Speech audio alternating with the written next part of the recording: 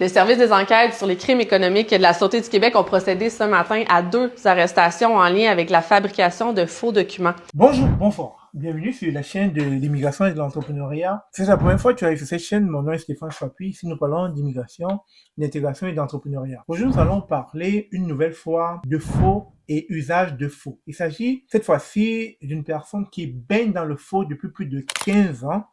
Et aujourd'hui, la Sûreté du Québec a pu mettre la main sur lui. Et on rappelle là qu'il a eu à produire plus de 1000 faux documents, parmi lesquels un permis de conduire, un passeport, une carte d'assurance maladie, un numéro d'assurance sociale, et j'en passe. Il est passé maître en l'art de produire de faux documents.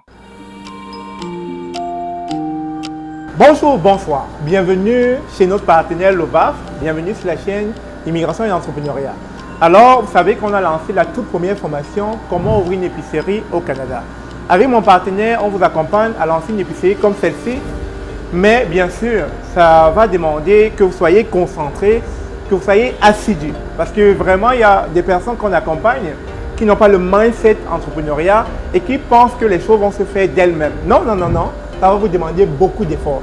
Et si c'est une formation qui vous intéresse, cliquez sur le lien dans la description de cette vidéo. Il nous fera plaisir de vous accompagner afin que vous puissiez avoir une épicerie comme celle-ci. À très bientôt.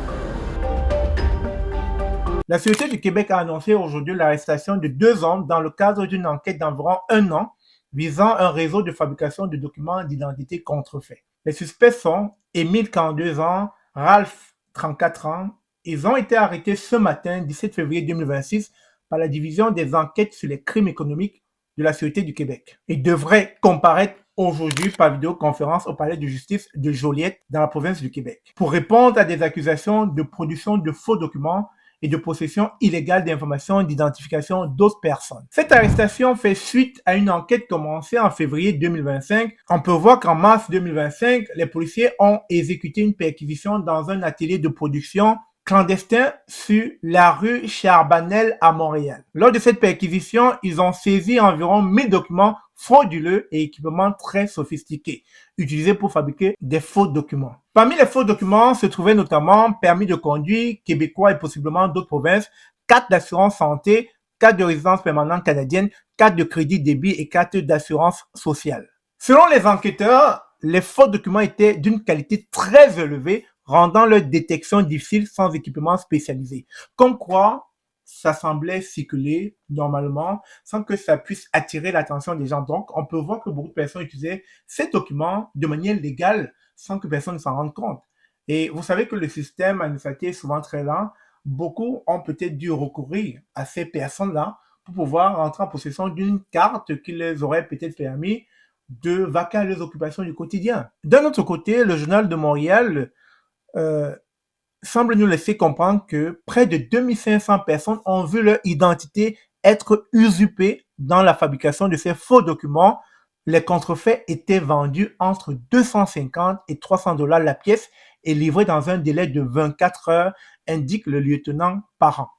Comme quoi, je vous l'ai dit, si l'administration était là, on recourait au service de ces personnes pour pouvoir entrer en possession d'une pièce valide, comme le permis de conduire par exemple, qui aurait peut-être permis à quelqu'un de pouvoir s'acheter une voiture. Vous savez, pour des personnes qui veulent contourner le système, c'est une autre voie alternative en passant par le faux.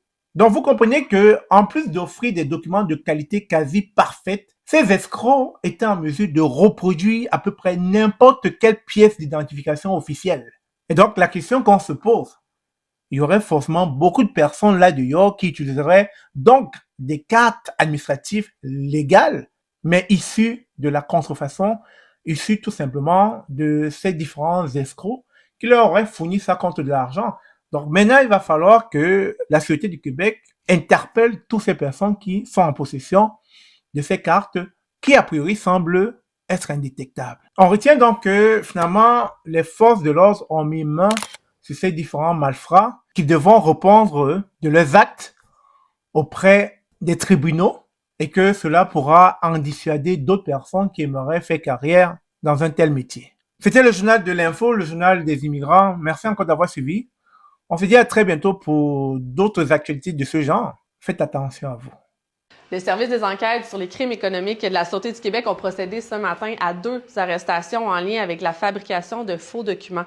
C'est 2 hommes de 42 et 34 ans qui ont été arrêtés ce matin et qui devraient comparaître au palais de justice de Joliette en lien avec des accusations de production de faux documents, mais également de possession de renseignements identificateurs sur d'autres personnes. Le 21 mars 2025, les enquêteurs avaient effectué une importante perquisition dans un laboratoire clandestin de fabrication de faux documents sur la rue Chabanel à Montréal.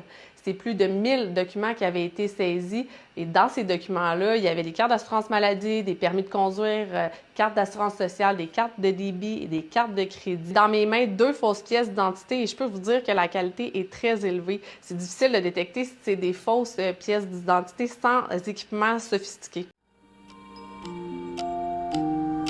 Bonjour, bonsoir. Bienvenue chez notre partenaire l'OVAF. Bienvenue sur la chaîne Immigration et Entrepreneuriat. Alors, vous savez qu'on a lancé la toute première formation « Comment ouvrir une épicerie au Canada ». Avec mon partenaire, on vous accompagne à lancer une épicerie comme celle-ci. Mais bien sûr, ça va demander que vous soyez concentré, que vous soyez assidu. Parce que vraiment, il y a des personnes qu'on accompagne qui n'ont pas le mindset entrepreneuriat et qui pensent que les choses vont se faire d'elles-mêmes. Non, non, non, non. Ça va vous demander beaucoup d'efforts.